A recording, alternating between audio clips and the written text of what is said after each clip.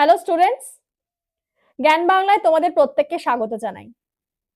আজ তোমাদেরকে একটা খুব মানে কি বলবো, স্বাভাবিকের থেকে একটু দূরে একটা ঘটনা নিয়ে তোমাদের সাথে আজকে পর্যালোচনা করব। ঘটনাটা ঘটেছে কর্ণাটকে। কর্ণাটকের তোমার উত্তর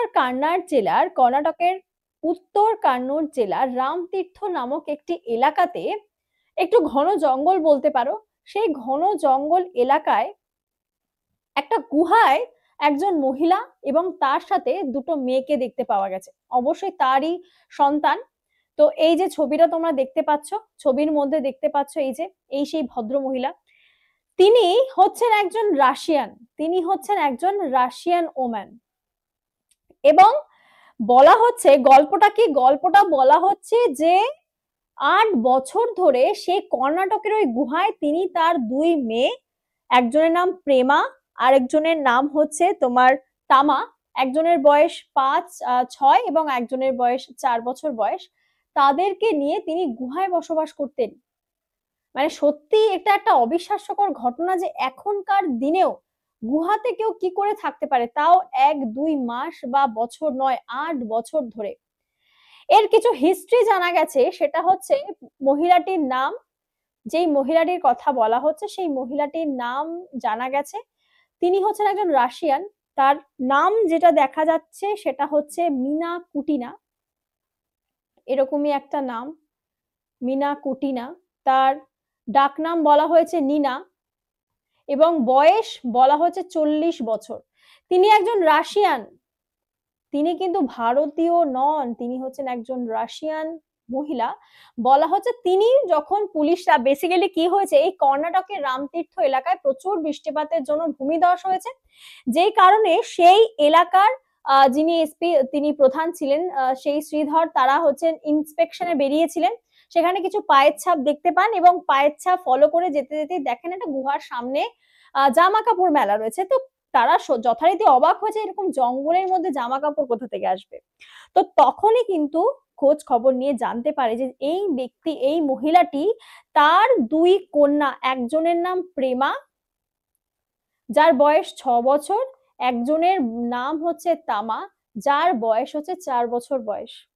কিভাবে এলেন একজন রাশিয়ান ওম্যান, বা তিনি কর্ণাটকে বলেছে, তাকে জিজ্ঞাসা করতে বলা হয়েছে, তিনি বলেছেন যে তার মানে সাধারণ জায়গা, যেই মানুষের জীবনযাপন থেকে তিনি একটু সরে থাকতে পছন্দ করেন। তার যেখানে তিনি সেই গুহায় ছিলেন তারই কাছে নাকি একটি ছোট গ্রাম ছিল, সেখান থেকে তিনি খাবার দাবার সংগ্রহ করতেন, ইভেন তার ফোনের চার্জটুকুও নাকি তিনি সেখান থেকেই দিতেন।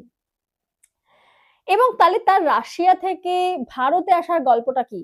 গল্পটা হচ্ছে তিনি 2016 সালে বিজনেস ভিসা নিয়ে ভারতবর্ষে এসেছিলেন এবং সেটাও হচ্ছে গোয়াতে, গোয়ার পানাজিতে তিনি এসেছিলেন সেই বিজনেস ভিসা নিয়ে, যেটা 2017 সালে এক্সপায়ার করে যায়, 2017 সালে এক্সপায়ার করে যায়। তারপরে নাকি সেখান থেকে তোমাদের যেটা ফরেন রিজিওনাল রেজিস্টার অফিস থেকে তাকে পারমিশন দেওয়া হয়, সে বাইরে চলে যায়।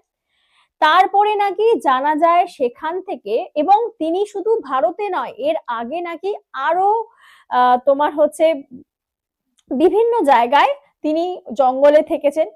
তারপরে 2018 সালে আবার ভারতবর্ষে আসেন এবং এই 2018 সাল থেকেই নাকি তিনি কর্ণাটকে রয়েছেন।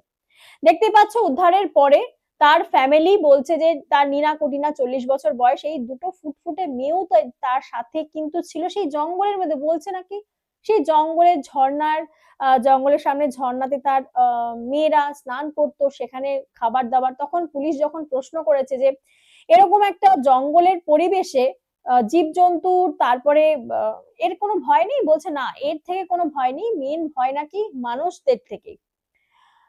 তো চারিদিক সেই ঘন জঙ্গলে সে দেখতে দেখতে 8 বছর কি করে কাটিয়ে দিল, সত্যি এটা মানে একদম অবিশ্বাস্যকর ঘটনা, তাও আবার এই সময়। তার স্বামীর খোঁজ পাওয়া গেছে, এই তাদেরকে উদ্ধার করার পরে তার স্বামীর খোঁজ পাওয়া যায় এবং সেই স্বামী, এই যে দেখতেই পাচ্ছ রাশিয়ান ওম্যান, সেই মহিলা এবং তার দুই কন্যা, বর্তমানে তাদেরকে একটা কি বলবো, এই একটা রক্ষা আশ্রয় দেওয়া হয়েছে একটা জায়গাতে। এবং সেখানে গিয়ে তিনি নাকি তার বন্ধুকেও হোয়াটসঅ্যাপে মেসেজ করে বলেছেন তার সেখানে দম বন্ধ হয়ে আসছে, খোলা আকাশ নেই। তো এখনকার দিনে জানি না, এই ঘটনাটা সত্যিই বিরল। এই একটা ছোট্ট ইনফরমেশন দিলাম যে এখনকার সময় দাঁড়িয়েও এরকম ঘটনা কিন্তু ঘটতে দেখা যাচ্ছে।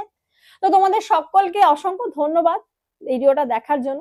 যারা যারা নতুন, এই জ্ঞান বাংলা চ্যানেলটাকে তোমরা সাবস্ক্রাইব করে দিও। তো তোমাদের সাথে আবার দেখা হবে নতুন কোনো ভিডিওতে। Thank you.